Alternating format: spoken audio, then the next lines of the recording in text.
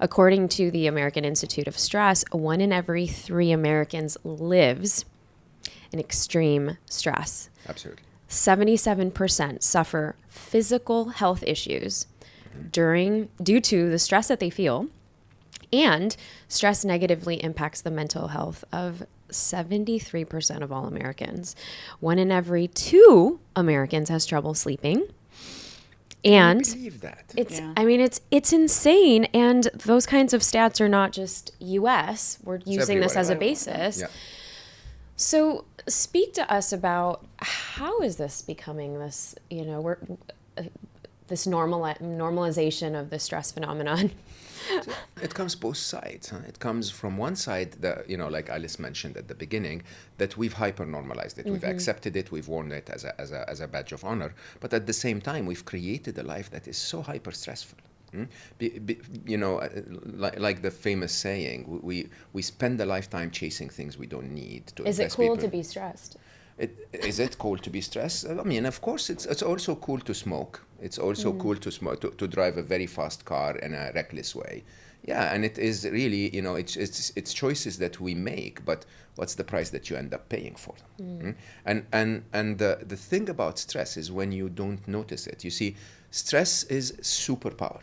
The Hulk, the fictional character, is a great example of what happens when you alter the configuration of your body. You can get cortisol in your blood, you're superhuman. There are stories of, mothers that would lift a car to save her child.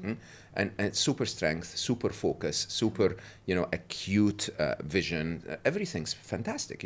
Best use of your muscles. But to be able to do that, what happens is you reconfigure your body in a way that, like Alice wrote, if you remember, the original reasons for cortisol was that a tiger showed up to eat you, right? And when you're about to become steak, you don't send blood to your digestive system to digest your steak. Right. It's as simple as that, right? And so if you do that for 30 minutes, 15 minutes, an hour, if it's intended to be that long. It's never intended to be that long in nature. And then you go back to parasympathetic state, and then you rest and digest, as they say. You're doing the full function of survival. One part of survival is fight or flight or freeze, right? But the other part of survival is parasympathetic state. Core functions of your body are operating. So your liver is doing what it's supposed to, your kidneys are doing, and your digestive system, and so on, right? When that happens, then stress is fantastic, right? You get stressed about a presentation you want to do tomorrow, you get that a little bit of extra cortisol in your blood, you focus, you get through the presentation, you do amazing, right? If you're stressed about a presentation every day of your life, you spend weeks on months on end without your liver functioning at all, without your kidneys doing what they're supposed to do, with inflammation all through your body, that eventually accumulates, and you end up with a heart attack, and you end up with what was the statistic? 78% of clinically diagnosed illnesses are stress related. So yes, when you go and you say I have diabetes. Yes, you have diabetes, but the source, one of the triggers of your diabetes is stress related, right?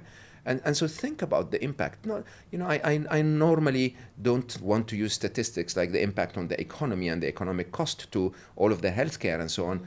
I honestly don't. This is not what I write for. Okay, I write for the individual and think about the impact of a beautiful life that is shortened, filled with pain, and because of the stress, not lived in a way that actually gets you to enjoy life and be with loved ones and so on. I mean, one of the things we wrote in the book, we have a few sort of memorable slogans, is living stressed is not living. It really is not living. I mean, look at your life when you're stressed and ask yourself, if this is what you were offered, even for success in the future, and you consciously looked at it, would you pick that life? Or would you pick a life that is a little less stressful and a little more joyful? Okay, shouldn't that be your choice?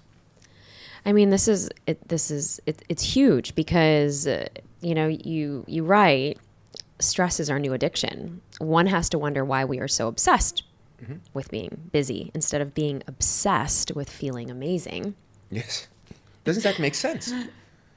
You should feel obsessed by feeling amazing, but the society guilts you Okay? Remember, we're not advocating that everyone stops working and go surfing in Australia, right? That would be nice. That would be very unstressable, right? But it's not that's not what we're advocating. What we're advocating is that it's not the events of your life that stress you; it's the way you deal with them that does. Okay, and that yes, you can choose to be like us. I mean, publishing this book, from publishing books, it's a grueling process for a couple of months. Forget It's very writing. stressful. Yeah, very stressful, right? But how do you go through that process with joy, with fun? Like we were recording the audiobook last week, and so many laughs and so much memories, and we have so many reels on our social media that they are fun. You don't have to kill yourself to be successful. Well, and I love that you both put, a lot of different tools. Yeah. And very much, I mean, I love the acronyms.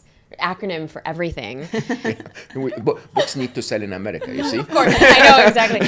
Well, and I think it's easy for us to then remember. Yeah, that's because correct. the one thing that I was reading the other day, I was on the plane and I'm like, oh, we need to go to the gym. Yes, exactly. So can you explain to us what going to the gym actually means? So to understand the value of this, you have to understand that when, first we discuss what stress is and how stress works and so on. But when we're stressed in our 4 different modalities as humans. So as humans, you're made up of your mind, your emotions, your physical form, and your spirit.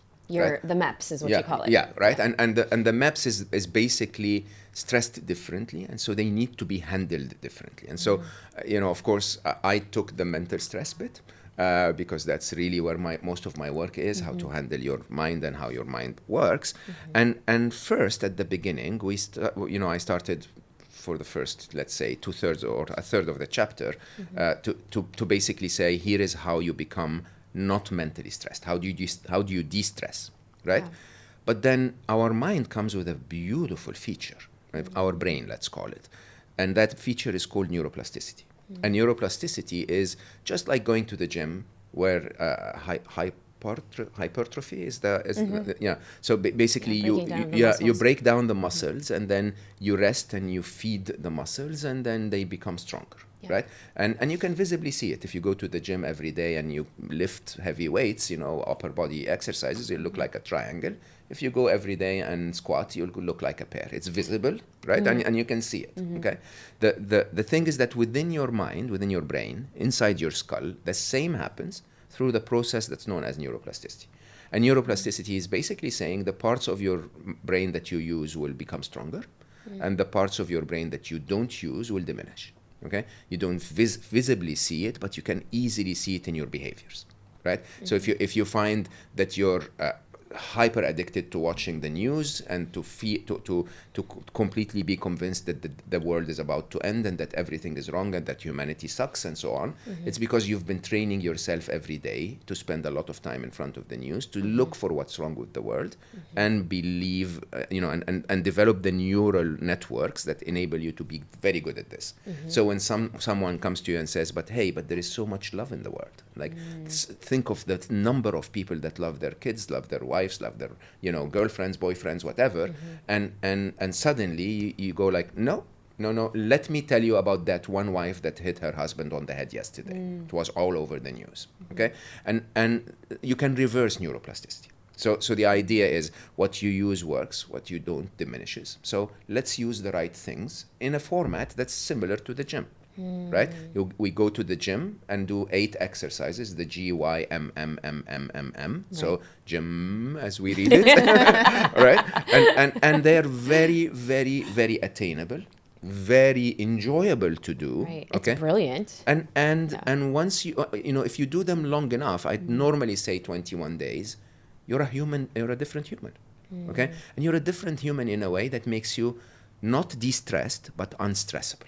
Unstressable is the goal. Unstressable is, I don't want you to read the book and end up feeling good for a month. I want you to continue to engage in life, but not be stressed by it, right? And that requires bigger brain muscles or better brain muscles in the areas where we need them. Gratitude, is of course the mother of all exercises, right? Then yielding, is the Y. The M's are, I'm not going to remember all of them. Meditate, be mindful, mind your business, connect to Mother Nature. And I always forget. Meet Becky. Meet Becky, meet your brain. Oh, right. I okay. love that one. Well, that is your key. Isn't it? Yeah, absolutely. Wait, can you explain the last one, the Meet Becky? What Meet Becky? I mean, so this is what Mo obviously discovered when he wrote Soul for Happy, and it made such. I call mine Edgar, which is to call your brain, call your mind something else, so it separates you from you and actually direct it and tell it the kind of thoughts you want. Yeah, treat it like a third party, basically. Yeah. Because it's not you thinking, huh? It's your brain thinking to present ideas to you. And when you see that distinction, you no longer have to obey your brain. You no longer have to listen even. You can tell your brain, like, what? Are you telling me that my daughter doesn't love me? Give me proof for that. Don't just tell me things that I need to accept. And meeting Becky is almost the opposite of meditation, even though for very advanced meditators, it is actually what, the most advanced meditation is to be aware of what you're aware of. Right? Because we're dissociating ourselves Completely. So we, one of the myths about meditation is that meditation is about silencing your brain, right?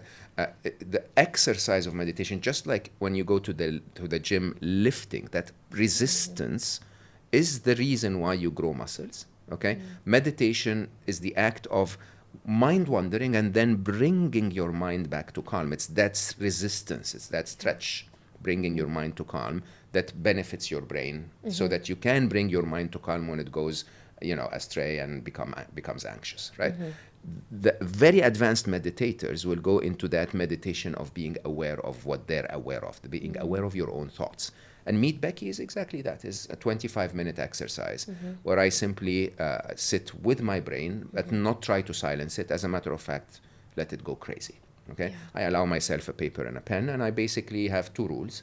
Rule number one is whatever my brain says is acknowledged and then, moved away from. So, my brain will say, hey, Neeta's going to be here today. We're going to have to be prepared to talk about her on my podcast and me on hers. And, I will write that down. Neeta's going to be here today. What else? Okay? And what else? You'll first observe that your brain suddenly will go like, oh my God, she's listening. Like I have to start, like, seriously, and it starts to slow down. It goes like, I have to say something, like smart. And then it literally, it moves from all of that wild storm into a stream, into a drip. And then suddenly, you ask it, which is the second rule, you ask it what else, and your brain will say, yeah, Neeta's coming today, and you'll say, no, rule number two is nothing is repeated. What else? I want a new idea, a new thought. And yeah. So this is the training of your brain. Totally. So that it around excludes 11, all the noise. Yeah, around 11, 12. So no, I don't want it to be quiet. I want it to say everything it has to say, okay? Because then around 12 minutes in my case, normally, my brain goes like, that's it. I have nothing else to say, okay? And then you get that calm that you're supposed to get when you're meditating, not because you're bringing your brain to calm, but because it has nothing to say.